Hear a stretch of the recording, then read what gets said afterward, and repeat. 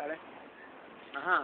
Quítame la toalla, empezó la batalla. Aquí usted se calla, se pasó de la raya. Como la letra Aya, si no vienen los mayas a decir cosas que no cuadran.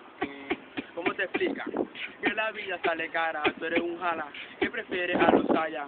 Ah, como Goku dijo jamás, perdón, era James. Saqué un 20 en el examen, que 20 sale con su hermano Ale. Lo vi comiendo casaben.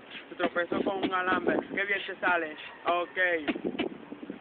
Rojo, tenía mucho antojo, vi un superhéroe diciendo mojojo, como un planazo, contando mis antojos, como si fuera loco, cara de poco. Se metan con mi país, es un grano de maíz. Arriba Venezuela, abróchame la suela para abrazar a mi bandera como una candela. No se metan con mi país, es un grano de maíz. Arriba Venezuela, abróchame la suela para abrazar a mi bandera como una candela. Quítame la toalla, empezó la batalla. Aquí usted se calla, se pasó de la raya. Como la letra Aya, si no viene los mayas a decir cosas que no cuadran.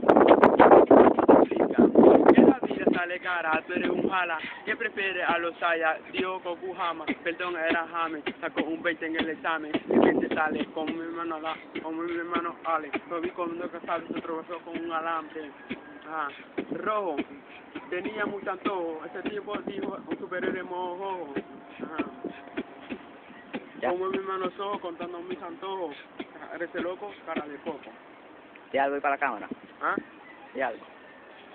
¿Qué? Chamo, ejemplo, bueno, este es Racetti. Bueno, este es Racetti, produciendo historia. Aquí no estamos en El Petar, ni estamos en Caracas. Aquí lo que estamos en una zona rural, Barcelona, Venezuela para todo el mundo.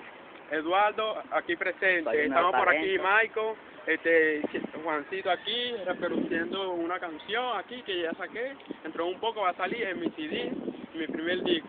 Espero que lo escuche. Eduardo el favorito, wow. ¿Te recuerdo?